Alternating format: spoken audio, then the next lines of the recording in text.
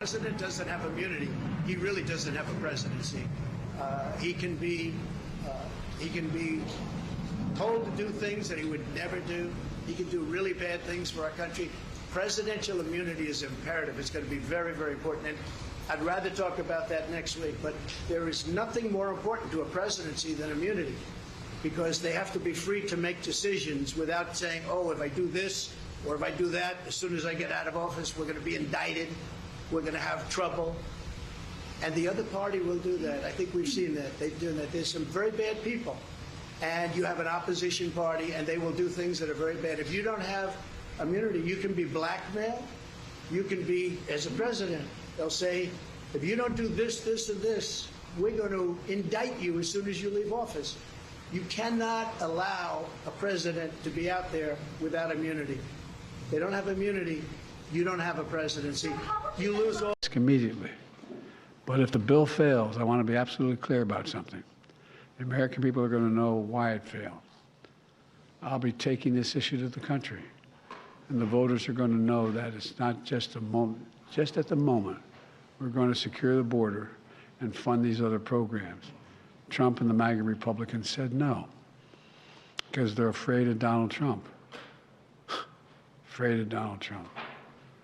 Every day between now and November, the American people are going to know that the only reason the border is not secure is Donald Trump and his MAGA Republican friends.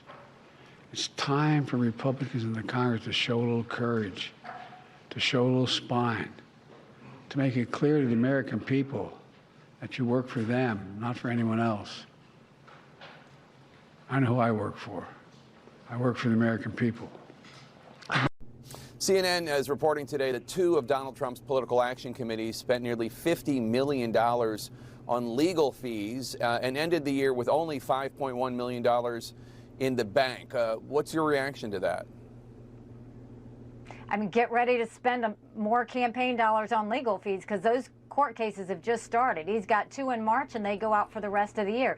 It is unconscionable to me that a candidate would spend $50 million in legal fees. It explains why he's not doing many rallies. He doesn't have the money to do it. It explains why he doesn't want to get on a debate stage, because he doesn't want to talk about why he's doing it. It explains why he had a temper tantrum, the election night of New Hampshire, is because he wants me out of the race and he wants to be the presumptive nominee so that all of that cash starts going to him and he doesn't have to spend anymore. But that's a reality of a real big problem for Republicans going forward. This is not personal for me.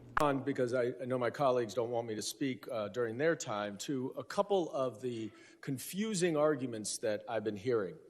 On the one hand, you hear that Secretary Mayorkas should not have changed the policies of the Trump administration. But if he is changing the policies of the Trump administration, that means it's a policy decision, not a violation of the law. Now, you can then argue, as I'm sure you would, that, oh no, it's the policies that are violating the law.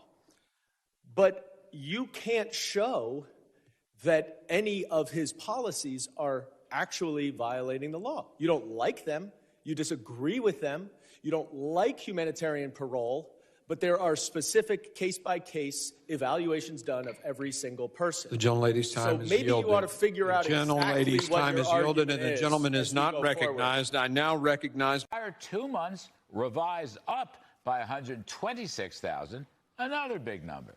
And the bottom line here is more Americans are working. And that is a good thing, no matter what your party registration is. Also a good thing.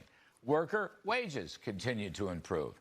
Average hourly earnings for production workers, a.k.a. middle-class, blue-collar folks, they're up 4.8% over the past 12 months.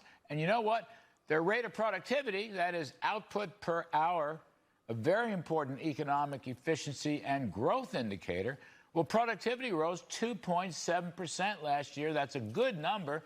So the workforce is earning its pay hike. Plus, over the past 3 months, inflation-adjusted real wages increased by 4.5%. So typical working families got a nice real wage boost for a change. Who sits in the White House? It matters. And in this election, we each one of us, we face a question.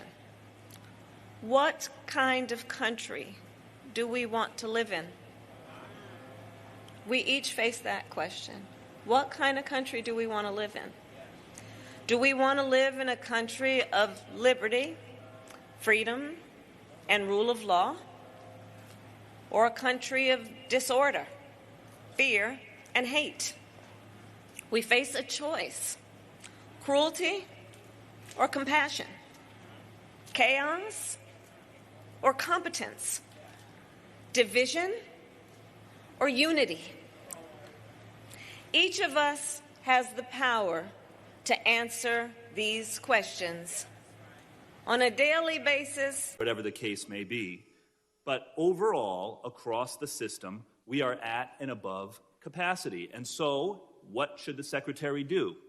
The Secretary, because he has not received the funding to provide adequate detention capacity, has to use his judgment for who to detain and who to release. That is not illegal. It is certainly not impeachable, and it is the exact same kind of discretion that every other director before him has used. In the last 2 years of the Trump administration, 52% of migrants apprehended at the southern border were released, not detained. 52%, nearly 1 million people. I did not hear my Republican colleagues trying to impeach the secretary or acting secretary under the Trump administration during those years, but here they are trying to impeach Secretary Mayorkas for doing the exact same thing. Yeah, the anchor is like, what? Oh, I wasn't ready for that answer. Yeah, consequences in Florida. Oh, and speaking of consequences, there needs to be consequences, political consequences, for Republicans trying to force this bill 9 months before the election. Let the people decide this. Pro-amnesty Republicans, though, when you really think about it, would be really happy if this new border bill hamstrung President Trump from really shutting down the border and really deporting people if he wins in November. Yes, I support more security at the border, more certainty at the border. That's what President Biden is trying to achieve. He needs authorities from Congress to do that. And what we're seeing is that he is trying to govern, and Republicans are trying to sabotage. And frankly, we shouldn't be so nice, and we shouldn't be so virtuous. Too much is at stake right now. And if we're going to be the ones offering solutions, as we did on infrastructure and jobs and on the CHIPS Act and on the gun safety legislation, and we're doing that now on the border, the American people should know it, because in 9 months, they're going to have to make a decision, as to whether they want a party of followers of Donald Trump, or a party of leaders, followers